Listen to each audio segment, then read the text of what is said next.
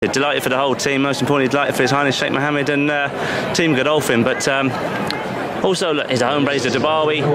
You know, I'm not saying I'm a bit spoiled, but I like to think I know the DeBawis by now. We've had enough of them through our hands, and he's shown us all the right signs. And it was always going to be a hard call for William to get off native trail, to get on him, but also for James. You know, he's an integral part of the team now, and for him to have his first English Classic winner is fantastic, and for us to provide it, it's even more special. Were you happy with how everything unfolded in the race? Yeah, definitely. I mean, I don't think William will have any excuses. I think he was just potentially beaten by a better horse. I mean, I can see James was travelling for fun, and that's what this horse does. You know, it just they can't go quick enough for him. You know, he's a seven-furlong horse that potentially could get a bit further than a mile in time, I think. But you know, he's just delighted for the whole team. But like I say, most importantly for His Highness supporting me and the team, it's been great. And you have two incredibly talented three-year-olds. They've both trained on. We saw that with Native Trail in the Craven, and that was exceptional from Caribus. Yeah, no, exactly. I mean, you can't take anything away from Native Trail, but he's gone down as always, you know, on his sword. And but Caribus was a horse that, you know, I say one horse had been there and done it, and one had the scope to potentially go and do it. And I say Jason rides him at home, and Gary and the boys all look after him. He's yeah, so delighted for everybody. This is an awful question in the immediate aftermath, but will we see the rematch against the two, or will you be mindful to sort of keep them apart as the season develops? I think we'd potentially try and keep them apart, to be brutally honest with you, yes. You know, it'd be a shame for them to keep butting heads with one another, and you know, on the evidence of what we've seen today, they are the best two three-year-old colts around to date, and so therefore, you know, after hopefully discussions and nice healthy discussions over the next few weeks, we'll probably say that one could go to Ireland and one will just keep the powder dry and go straight to St James's Palace. It's another win to what is an extraordinary CV, Charlie. Congratulations. You're very kind. Thanks, Ollie. Thanks, guys. Beautiful shots out front. William Buick and James Doyle coming back together. Remember, this is Team Godolphin, and William Buick showing what a team man he is. James Doyle is here. He's getting his congratulations. James, you've just won Charlie Appleby his first 2,000 guineas. It's incredible that he hasn't won this race before the way things are going, isn't it? But super proud of Charlie. For once, I have to say, I'm actually emotional about riding a big winner today. This race has been something that's always annoyed me. Looking at replays over and over again of Kingman's guineas, Barney Roy's guineas, and then it goes so simple the way it has today.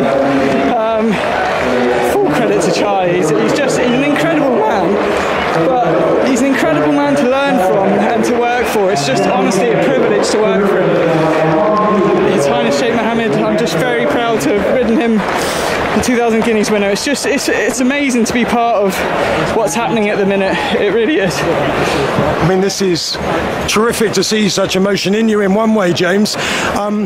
Just tell me about the race. You seem to just absolutely cruise through it.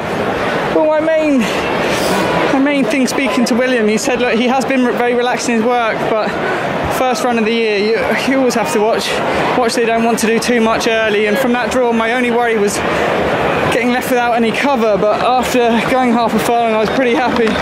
Thank you, guys. I was pretty happy. He still slightly travelled a bit stronger than ideal, you know. I had to fetch him back off heels a couple of times, but he just warmed into the race so easily. I could have afforded to have sat a bit longer, but I felt it must have been Ryan. I think something came quick on my outside, and I kind of had to go for him then. If that didn't come, I would have sat. He'd have been much more impressive. But look, he's you know, we were going a little bit on what we saw back end at Newmarket here. But a lot of that is, you know, you're banking on the potential that he showed that day, but by God, he's got potential, all right. It was incredible. I have to say, the turn of foot he showed there was incredible. And James, a lot of people will know your story. Some on ITV, the main channel, won't. So I'll bore you with the bit about you were starting off, finding it hard, possibly becoming a plumber, although that's been slightly exaggerated. And then you've had some of the biggest jobs in the business, Prince Khalid Adullah. But is part of your joy now, because you are second jockey effectively to Charlie Appleby, and winning the 2,000 guineas therefore is not definitely going to happen? Well, I guess, you know, to be part of Charlie and Sheikh Mohammed's team is just incredible, and thank you everyone, thank you. But I remember after Adyar winning the Derby, spoke to Charlie and I was just like, am I ever going to get one of these right? And he said, listen, we're getting it right now. And he said, there's every chance it'll happen next year. We're just starting to get the hang of this game. So he was dead right once again. Final question, it's slightly mixed. What did William Buick say to you, and will this horse stay further? He's got an incredible turn of foot. Whether he wants to go further is completely up to the team. You know, we can just ride these horses. I'm not a genius at race planning at all, so we'll leave that job to Charlie and his team, and they do so well at it. William came up to me and just said, you deserve that one. He could see I was a little bit emotional, and like we're the best of friends, and it's tough out there. You know, you're competing against each other day in, day out, and we sit next to each other. But it's been that way for about 15 years, so it's just great. It's great. Thank you, everyone. Wow. And you sense the words there, really good words from James Doyle, that Kingman's defeat really haunted him when Night of Thunder came and grabbed him on the line across the track. And wasn't it good to see the winner celebrated in front of the big crowd? Coroebus, led up by Kadir Mohammed for Godolphin. Charlie Appleby, 1-2 for the first time in the Guineas since 2002 when Aidan O'Brien did it with Rock of Gibraltar and Hawkwing. He has had Coroebus beating Native Trail. Some performance. Jason Weaver. As far as the horse is concerned, he's remarkable. That change of gear on fast ground is absolutely key. A speedball miler, and the rider, it wouldn't matter if he was racing for £1 or £1 million, exactly the same, and that's key. Here he comes, the winner of the Kipco 2000 Guineas, Coroebus.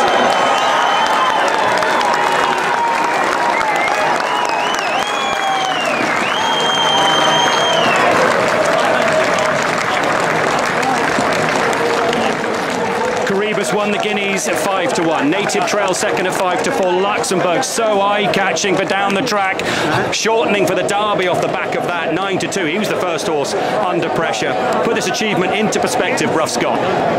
Well, it's done what you hope a Guineas will do. It's given us a splendid winner. It's also opened the question up for the Derby, because the third and the fourth both ran really good races. Though frankly, the way Luxembourg runs, you wouldn't fancy him coming round Tattenham Corner. He seems to get himself a very long horse. But Coroebus and Aidan, you know, you wouldn't necessarily think that things couldn't be reversed. But it was a good Guineas, I think. And the out-and-out miler, Adele, one out. Yeah, unfortunately. He still ran a good race, though. I said they were both physically so similar. They were hard to kind of tell apart at one point, apart from one being darker than the other. But Coroebus, I mean, we knew, he said, didn't he, William, not to underestimate him? And well done to Eden, who ran well in fourth. Berkshire Shadow at a big price running in fifth for the Balding teams. Quick word with Frankie, who said Point Lonsdale would need further, but it's Godolphin's day. The white cap beating the blue. Coroebus beating Native Trail. We'll be back tomorrow. It's 1000 Guineas Day, another classic for you from 1:30 on ITV, and then to Chester and all the Derby trials to look forward to as well. Hope you enjoyed this afternoon, Newmarket. We'll see you tomorrow. It's a blue day on the Rowley Mile. Goodbye from all of us.